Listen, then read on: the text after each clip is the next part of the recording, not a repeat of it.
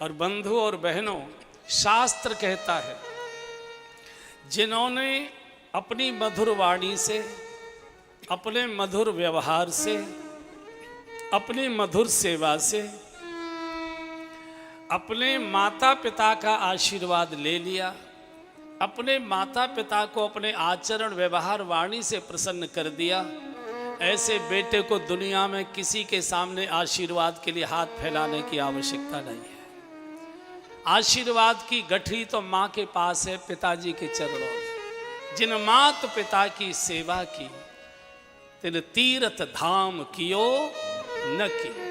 किसी ने लिखा है, गा लीजिए। कोई ढूंढ रहा प्रभु को वन में, कोई ढूंढ रहा प्रभु को वन में, कोई घर में बैठा भजन करे, कोई घर में बैठा भजन करे, कोई योग करे, कोई ध्यान करे, कोई योग करे, कोई ध्यान धरे, कोई गंगा यमुना स्नान करे, कोई गंगा यमुना स्नान करे, जिन मातु पिता की सेवा की, जिन मातु पिता की सेवा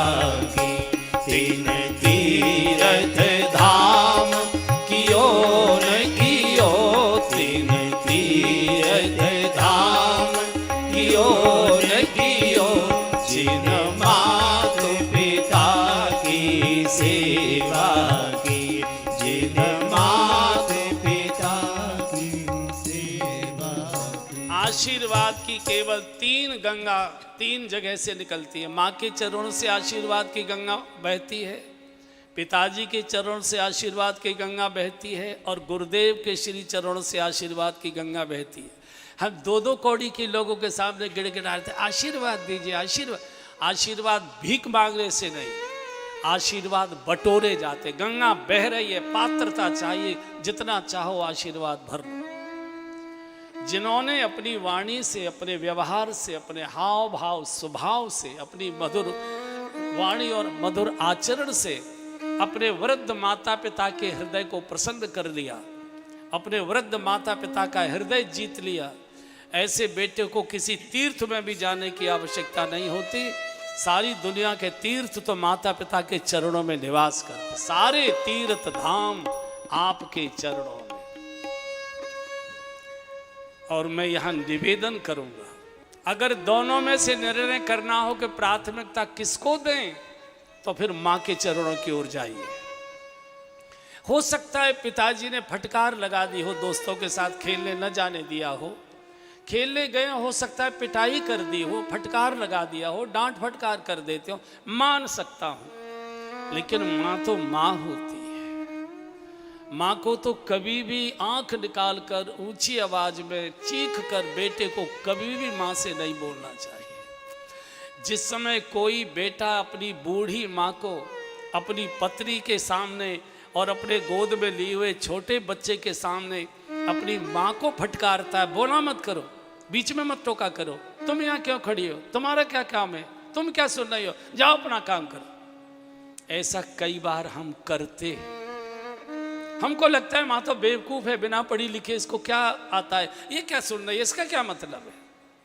माँ कुछ बोलती तो नहीं है, रोती बहुत है, उस दिन भोजन भी नहीं करती। और जिस समय अपनी पत्नी और बेटे के सामने कोई बेटा अपनी माँ को दुत्कारता है, फटकारता है, चीख कर डांटता है, उस समय माँ को प्रसव का दर्द याद आने लगता है।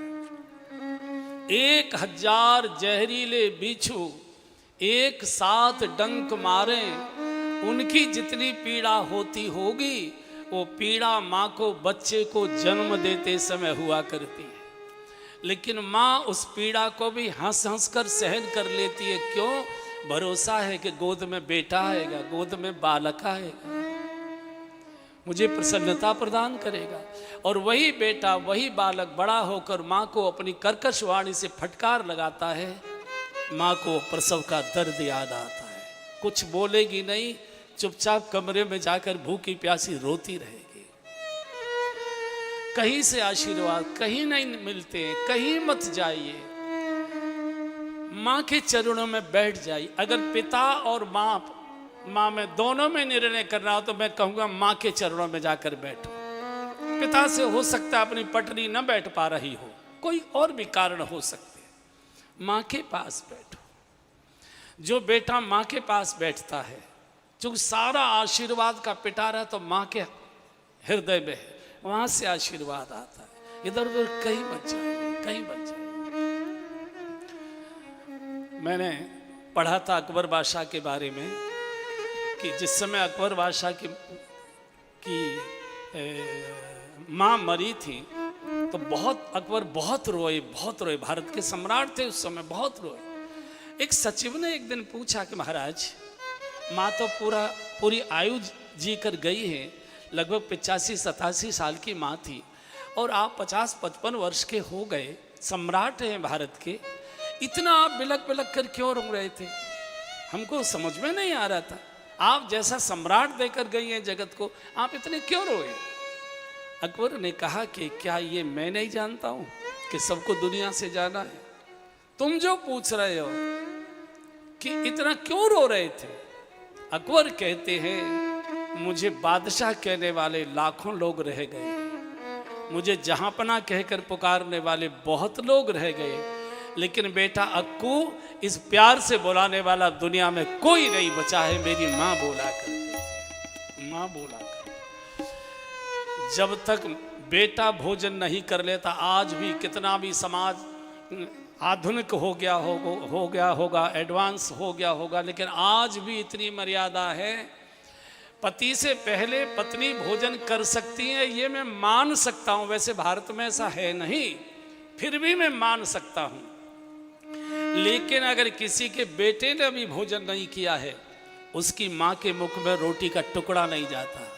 बैठी दरवाजे की ओर टकटकी लगाकर देखती रहेगी, भैया नहीं आया, मुन्ना नहीं आया, लल्ला नहीं आया। अभी घर के लोग कहेंगे माँ कब तक इंतजार करोगी, भोजन ठंडा हो रहा है, वो कभी समय से आया है जो आज आ जाएगा। बोले तुम अपना काम करो, तुम खाओ, अपना आराम करो। माँ को लगता है कि मेरे हृदय का टुकड़ा भूखा प्यासा घूम रहा है, मैं कैसे भोजन करूं? देर रात तक जागती रहती है, बैठी भूखी इंतजार करती रहती है, लाला जब आएगा, भैया जब आएगा, भोजन तब करो। इसलिए इधर उधर किसी मंदिर में भी मत जाइए। मंदिर की जीवित जागृत बोलती चालती मूर्तियां तो हमारे माता और पिता हैं, और मैं हमेशा बोलते आया हूँ, अभागे की माँ जल्दी छोड़कर चली जाती है, भाग्यशाली की माँ देर तक जीवित रहा करती है। किसी ने एक बार भगवान श्री कृष्ण को पूछा था, आपको माखन इतना प्रिय क्यों है? भगवान ने कहा, इसमें मेरी माँ बैठी है इसलिए मुझे बहुत प्रिय लगता है। माखन में मेरी माँ है इसलिए मुझे प्रिय लगता है। जब भगवान द्वारिका आ गए तो कभी कभी जब द्वारिका में रानियों के पास बैठा करते थे तो गोकुल की चर्चा चल जाती थी, ब्रज की चर्चा चल जाती थी, तो प्रभु रोने लगते थे। एक दिन रुक्मिणी जी ने कहा, प्रभु हम इतनी गुणवान हैं, बुद्धिमान हैं, ऊंचे कुल खानदान से आई हैं, कभी आपने अपने मुख से 2 शब्द हमारी प्रशंसा के हमने अपने कानों से कभी नहीं सुने कि आपने कुछ बोला हो। वो गांव की गमार बिना पढ़ी लिखी बुढ़िया, जब उसकी चर्चा आती है तो आप रोने लग जाते हैं। ऐसा उसके अंदर क्या खास बात है? भगवान ने सोचा कि अगर मैं इनको तर्क से समझाने की कोशिश करूंगा, पढ़ी लिखी है, तर्क से तर्क काट देंगी, अनुभव से समझाना चाहिए। तो बात आई गई हो गई। कुछ दिनों के बाद भगवान सोकर उठे थे, आंगन में बैठे थे, पास में रुक्मिणी जी, सत्यभामा जी, जाम्बती जी, जो भी पटरानियां थी पास में सब बैठी थी। तो भगवान ने पूछा, रुक्मिणी जी रात हमको दूध नहीं दिया पीने के लिए, हमको लगता है बिना दूध पिए शायद हम सो गए। रुक्मिणी जी ने कहा कि भगवान दूध का गिलास लेकर तो मैं गई थी, लेकिन मैंने देखा बहुत गहरी नींद में सो रहे थे, तो मैं गिलास वापस लौटा कर ले गई। मैंने आपको जगाना उचित नहीं समझा। भगवान ने कहा रुक्मिणी जी आप में और मेरी यशोदा माँ में बस इतना ही अंतर है।